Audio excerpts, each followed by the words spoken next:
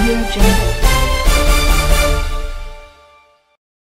ময়মনসিংহে আনন্দমোহন বিশ্ববিদ্যালয় কলেজে স্ত্রীর পরকীয়ার অনুসন্ধান চালাতে গিয়ে বোরকা পরা অবস্থায় গোয়েন্দা পুলিশের হাতে ধরা পড়েছেন সন্দেহপ্রবণ এক স্বামী।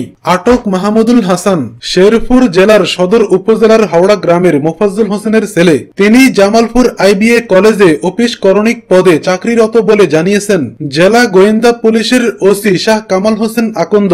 এই ঘটনায় ক্যাম্পাসে ও শহরে ব্যাপক আলোড়ন সৃষ্টি হয়েছে।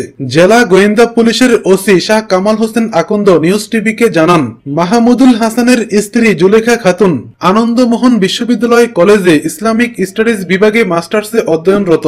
সোমবার তার মৌখিক পরীক্ষা থাকায় মাহমুদুল হাসান জামালপুর থেকে ট্রেনে করে একসাথে ময়মনসিংহে আসেন। পরে রিকশায় করে স্ত্রীকে কলেজ গেটে নামিয়ে চলে যান তিনি।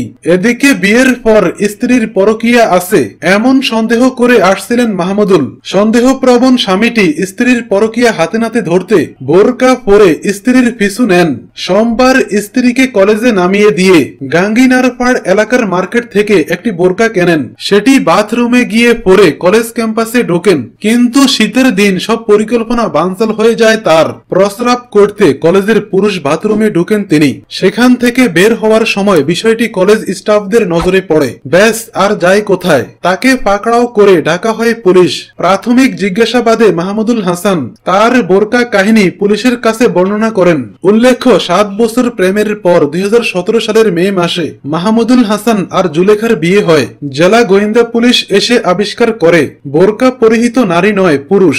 ময়মনসিংহ জেলা গোয়েন্দা পুলিশের ভারপ্রাপ্ত কর্মকর্তা শাহ কামাল জানান, পুলিশি জিজ্ঞাসাবাদে স্ত্রীকে সন্দেহের বশবর্তী হয়ে বোরকা পরে ছদ্মবেশে কলেজে প্রবেশের ঘটনাটি আমাদের কাছে স্বীকার করেছেন মাহমুদুল হাসান।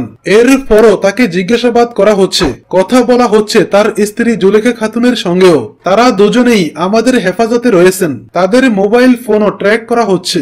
এরপর তাদের অভিভাবকদের ডেকে এনে তাদের সঙ্গেও কথা বলা হবে।